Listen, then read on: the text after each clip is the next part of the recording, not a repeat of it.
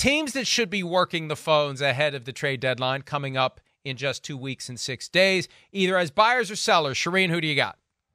I'm going to go with the low-hanging fruit here, and that's the Chiefs. They got to get a receiver. Mecole Hardman seems like the perfect fit. Not going to cost too much, either in compensation or in money. He was inactive last week, so he's obviously not in Jets' plans. He knows the Chiefs' offense. 693 receiving yards for Kansas City in 2021. Presumably, Patrick Mahomes trusts him. So I think that's a move they need to make. He would replace Montrell Washington on that roster on the depth chart. So just seems like a natural move for the Chiefs to make, and I'll be surprised if they don't, Mike. And I'm going to say the Jets, not as sellers as Mecole Hardman. They're already reportedly shopping him. He just doesn't fit in that offense. But as buyers, because when Aaron Rodgers took his $35 million haircut over this year and next year, he made it clear he's doing this in part to allow the Jets to go out and do something the Packers never did. They acted like they were doing it, I think, to placate Aaron Rodgers. I think Rodgers expects the Jets to go out and make some moves, whether it's shoring up the offensive line, addressing other positions of need, whatever the case may be. He still acts like he's going to play this year. And even if they don't make moves, they need to be working the phones to create the impression they're trying, because their most important employee, even though he's currently unable to play, expects them to do it. Yes, he does. And I think they probably will make some sort of move, Mike. And I also think the Eagles will make some sort of move.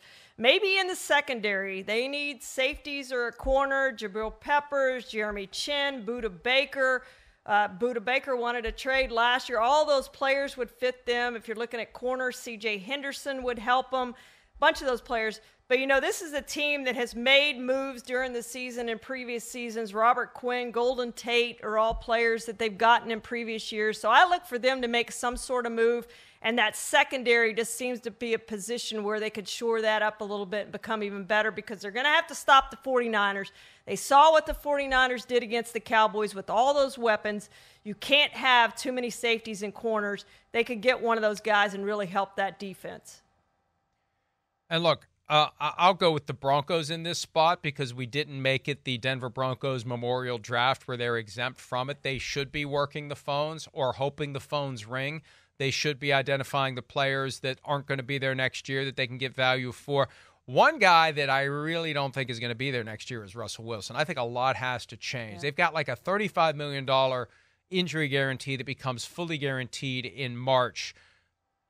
I don't think he'll be there. Not that they're trading him now or then. I don't think anybody's going to pick up that contract. But I think he's in danger of being released after the season. And if you're thinking about making that kind of an overhaul, it's all the more reason to clear out some of the guys that just aren't part of Sean Payton's vision for the future, especially if there are some guys there that aren't all in with what Payton's doing. And, I've heard some buzz and some chatter and some talk that there may be some guys that just have had enough between Wilson and Payton. They just have had enough.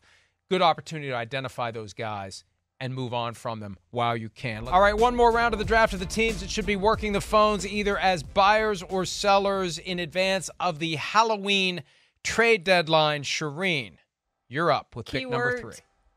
Keywords are should be, and that's the Dallas Cowboys. We talked about going all in, need to go all in.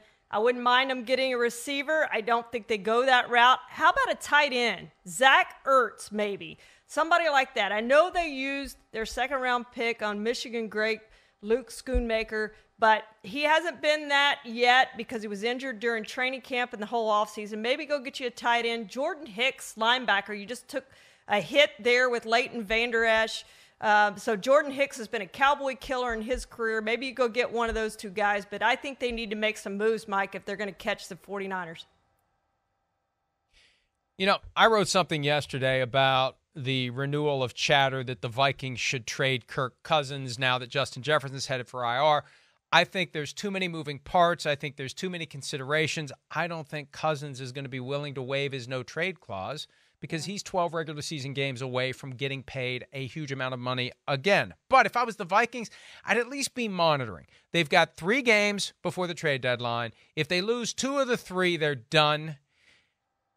Maybe you do get what you can if you're done with Kirk Cousins. And I think the key is this. watching to see if there's an injury to a starting quarterback of a contending team. Remember the Carson Palmer trade to the Raiders? Yeah.